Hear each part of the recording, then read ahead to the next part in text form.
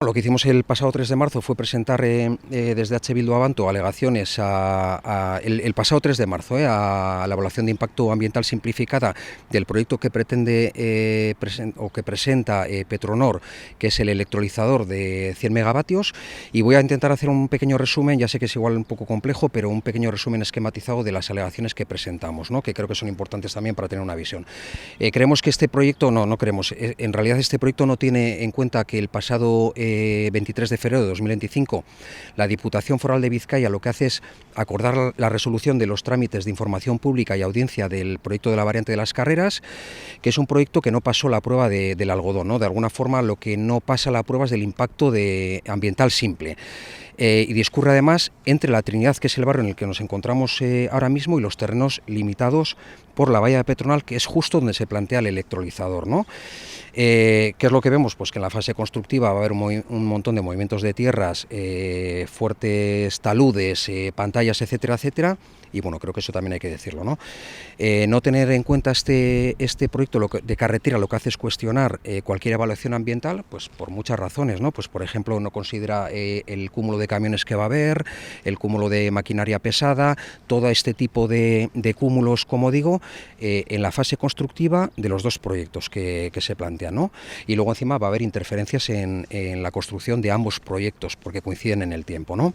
Y no me alargo mucho más aquí, pero bueno, eso sería de alguna forma el esto. Y también otra cosa importante, que es el incremento de ruido acumulativo tanto de refinería como de variante como de electrolizador, ¿no? Pero Sergio, variante y electrolizador van a coincidir en tiempo, ya lo has dicho, pero también en espacio. ¿Por aquí también iría la variante? Hay espacios donde se supone que también coincide, ¿no? En cierto modo, o sea, es decir, aquí si vemos en el mapa los dos, los espacios de actuación del electrolizador, evidentemente que coinciden en alguna zona en espacio y en tiempo, ¿no? Decía el Departamento de Medio Natural y Agricultura de la Diputación en orden foral, y leo textualmente, que en cuanto al estudio de impacto acústico habría de completarse incluyendo los efectos acumulativos ocasionados por otras fuentes de ruido del entorno, especialmente la refinería, ¿no? No me alargo, pero es un poco lo que está comentando también. Todos los proyectos de Petronor es curioso porque, y léase ciclo combinado, electrolizador, coque, etcétera, se presentan como nuevos, se presentan como individuales y encima se presentan como aislados unos de otros, ¿no? Además siempre van como encaminados a la descarbonización. Y el tema, lo curioso es que se presentan sin estudios sobre los efectos de estas nuevas instalaciones en la reducción total de las emisiones, ¿no?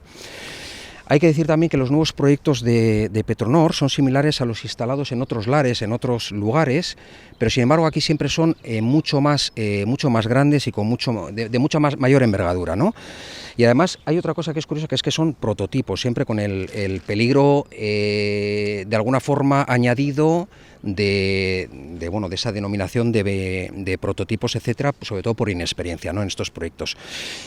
Otra cosa que es importante es que la zona industrial de Petronor tiene esta calificación urbanística en el Plan General de Ordenación Urbanística y que no desarrolla mediante ningún otro documento su organización interna. ¿Qué pasa con todo esto?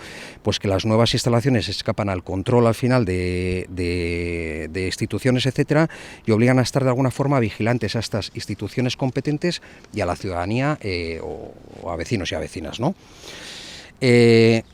Por resumir un poco, también la zona industrial de Petronor no cuenta con un espacio de transición en su conexión con la zona residencial, y no me alargo mucho más en este tema, pero también hay otra cosa que es importante, que es en disposición segunda, la orden foral por la que se resuelve formular el informe de impacto ambiental del proyecto de variante, dice textualmente: el proyecto de variante debe someterse a evaluación de impacto ambiental ordinario porque podrá tener efectos significativos en el medio ambiente, ¿no?